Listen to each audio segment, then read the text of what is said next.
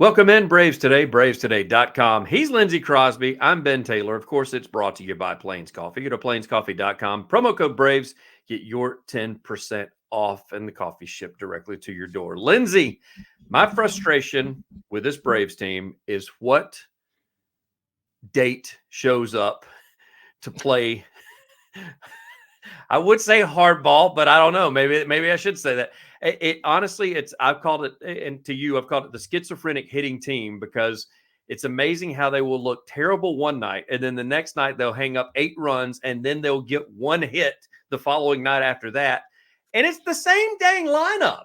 Like it's not like Snitker's moving people around, and it's just completely thrown everybody off kilter. It just what team shows up? And everybody mentions pitching, Lindsay. I told you, I said the hitting is holding this team back. The offense being power deficient, having a power outage this year has definitely changed, I think, the ceiling of the team on a day-to-day basis, right? Like, it's hard to see how this team's going to climb back up in the National League East and challenge the Phillies for a 7th straight division title, right? When you are 20th in home runs and 85 WRC plus for the month of May and things like that. What is good is Marcell Ozuna has still been hitting all year. He's still hot. He did have his on base streak finally broken on Wednesday against Boston, but was that the one hitter? That was the one hitter. Yep. Yes. Yep. Yeah. 1 hit, 2 walks. Only 3 guys got on. Yep. But Matt Olson's gotten hotter recently. Yeah. Ozzy Albies is batting like 275 or so. And I think Austin Riley is starting to kind of come out of his issues as well. He's always been a streaky guy. And this season, it feels like he's been struggling with fastballs, which is really kind of a timing thing. He has to either sit breaking ball and watch the fastball or sit fastball and watch the breaking ball. And I feel like he's kind of caught in between right now. So I think the offense can get better. And historically, they've been pretty good in June. They're not going to be as good as they were last June. They were like 25-4 or something nuts last June. But they've historically been good in June. You no longer have the cold weather potentially keeping the ball from flying farther. The only thing you have now is MLB, how they've neutered the ball to keep the ball from flying farther. So I with the pitching still being as good as it's been, right? As good as it was in the month of May, I feel like it's still a postseason team. You're still probably the first wild card in the National League, but I think your margin for error is slimmer than it has been in maybe a while. I think the frustrating thing for me is honestly, I think we got spoiled last year. And the reason I say we got spoiled last year, not necessarily because of the power numbers, because how many times did you and I do a podcast last year saying this team is never out of it? It could be 6-1 going to the 8th, and this team has the potential to make a run in the bottom of the 8th and bottom of the 9th in order to do a walk-off win. This year, I don't get that. The potential's there, but the feeling is not there. I don't have a feeling once they're down like they were against Boston, 6-0, 7-0, 8-1, whatever it may be, and you've got 4 innings left. It's like, nails kind of in the coffin now. A guy's sitting there hammering it, and so we'll see if they end up, trying to make a run. But it just doesn't seem like that push to say, hey, they're never out of it. I think it can get there just because, and I'll let you talk about the hard hit ball ratio. I mean, it's unbelievable how hard they're hitting the ball. It's just got nothing to show for it. But if any of those ever start falling, yes, I think going into the 7th, that they're down 3 runs, that's nothing. That's nothing. But right now, the way they're hitting the ball, you're down 3 going into the 7th, and you come away with nothing in the 7th. I don't feel good about the 8th and 9th. Yeah, and we're getting a little bit of insight as time goes on that batted ball thing, right? Austin Riley mentioned after last night's game, and I think this is reported by Justin Toscano of the AJC, that Washington's outfielders were in a different position. Like they were aligned a little differently as far as depth and things like that to try to capitalize on what Atlanta does. Atlanta's number 1 in baseball at average exit velocity, and they're number 1 at hard hit rate. So they're hitting balls harder than anybody else, and they're doing it more often than anybody else. They're also, I think, third by percentage in Mhm. the percentage of those hard hit balls that are outs. And it's some of that is just luck, randomness in baseball, not so luck, randomness in baseball. And Oh, that does, you used that L word, didn't you? We're gonna get yeah, people hate when I call randomness luck, but some of it's randomness, yeah. some of it is opponent positioning and game plan. Teams are pitching the Braves a little bit differently this year. It's more fastballs down versus Mhm. fastballs up. That way, if you miss, you're missing below the zone versus missing middle. And then some guys are just in the slow part of a streak right now. And I do think we got spoiled last year a little bit. And I'm even guilty of it. Like somebody who's watched baseball from a critical perspective, right? And Right. talking about like all the prospect work that I did, talking about outcomes and 90th percentile outcomes and all of that is in retrospect, both on injury luck and on batted ball performance. Atlanta kind of had a 95th percentile outcome year last year, Mhm. right? All of these hard hit balls fell or they made it to the seats. The injury luck, for the most part, you didn't have any severe injuries Mm-mm. minus Ozzy Albies and Travis d'Arnaud last year. And Mhm. so a lot of guys kind of got the randomness went in their favor Yeah. last year. Right. Let's Yeah. not say luck. And now it's kind of reversed and the randomness is going against you. And over time, this is the kind of thing that levels out. And there was a great note from Travis d'Arnaud, I think it was about a week ago, where he said, we would rather be slumping in May than Mhm. slumping in October. And I do think that that's a kind of an aspect of this that we're forgetting about Mhm. is that this offense went incredibly cold in October when you face Philly, right? You Yep. scored like that was your lowest 4-game run total of the Yeah. entire year last year.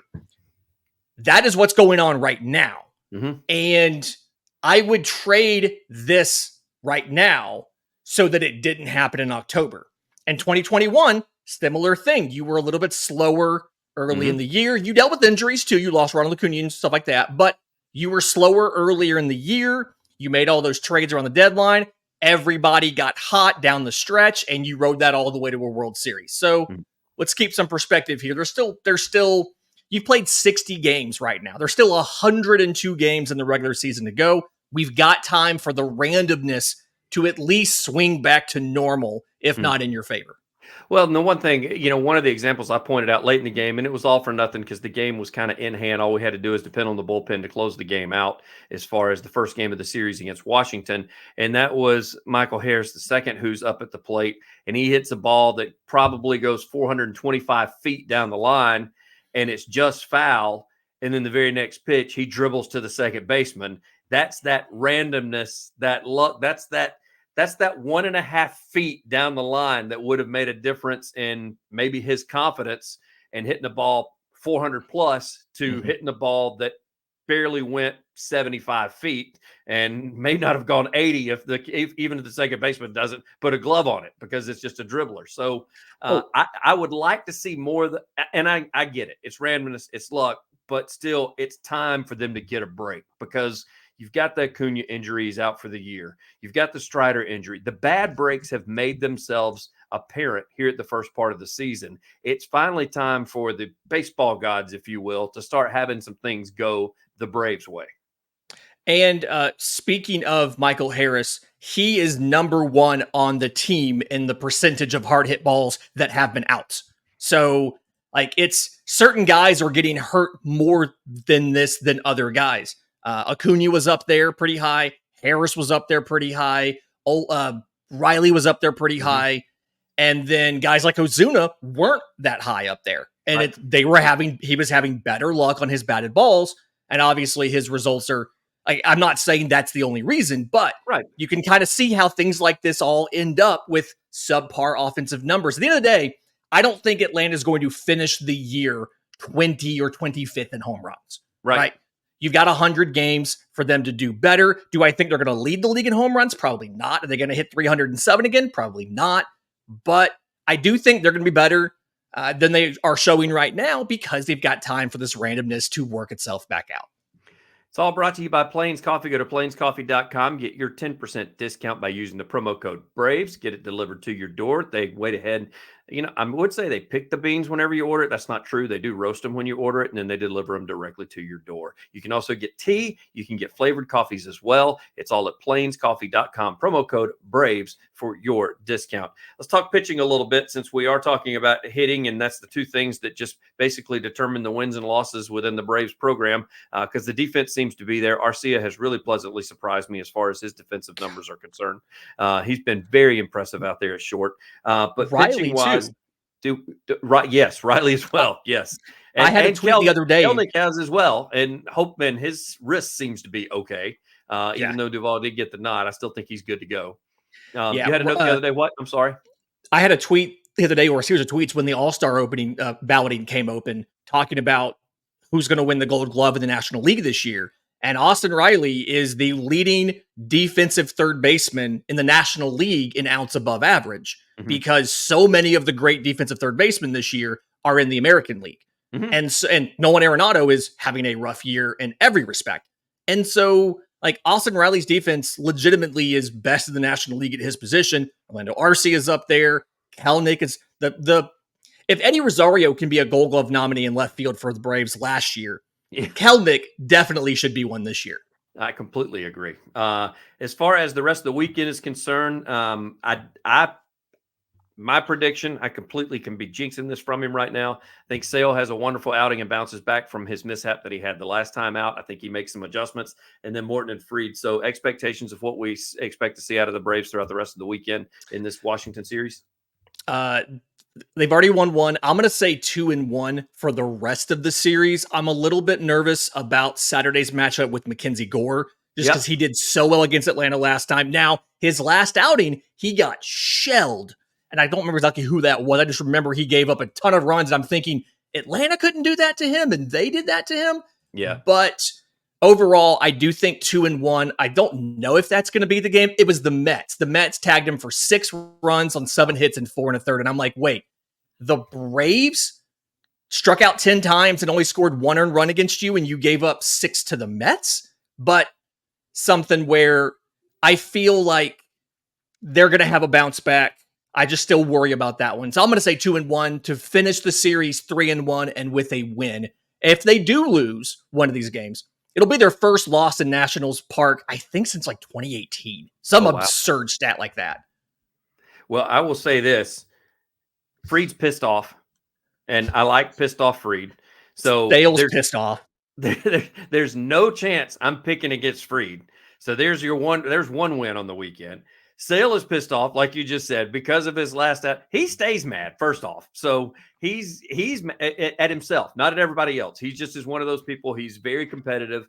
Like you and I have talked about, you noticed that even in the spring. The guy was ready to play in the World Series in spring training and wanted to hear nothing of the sorts about failure or anything else, even though that's nothing that got said about that, but that's what he brought up. So Sale's pissed off. So I'm going to go 2-1 as well, because you mentioned Gore. It's not necessarily Gore as much to me as it is Morton. He's still, I don't know which pitcher's going to show up whenever he takes the mound right now, just because he looked great last time out. But before that, he looked terrible. So I'm kind of curious which one shows up. They do have, as you said, momentum going their way, just because playing in Nationals Park, the Braves seem to have a really big time there. I did confirm it was 2018 the last time they lost a game in Nationals Park. So they've done pretty well there. Let's see if they keep it up in the nation's capital this weekend. We shall see if the luck runs out, or randomness runs out. Excuse me. Randomness runs out. It's all brought to you by Plains Coffee. Go to plainscoffee.com to find out more information. Lindsay has tons of articles up on Braves Today right now, including a recap of what took place as far as Game 1 is concerned. We'll have takeaways as well from Games 2, 3, and 4 throughout the weekend, as well as some cool stuff, including the celebration article that everybody keeps talking about. I thought that was very neat as well. Kind of explaining what that's about. I've got some prospect stuff up, including a draft look there. So lots of options here. Draft preview, as well as... Which I will be at the draft this year in Dallas. So we'll have hopefully some live reporting coming from Dallas from the Futures game and draft weekend. And stay tuned. We will keep you posted. There is some potential trade speculation that may be taking place where we start talking about outfielders and pitchers and everything else. Lindsay will have all that coverage for you again at bravestoday.com. Lindsay, as always, I greatly appreciate your time, sir. Thanks, buddy.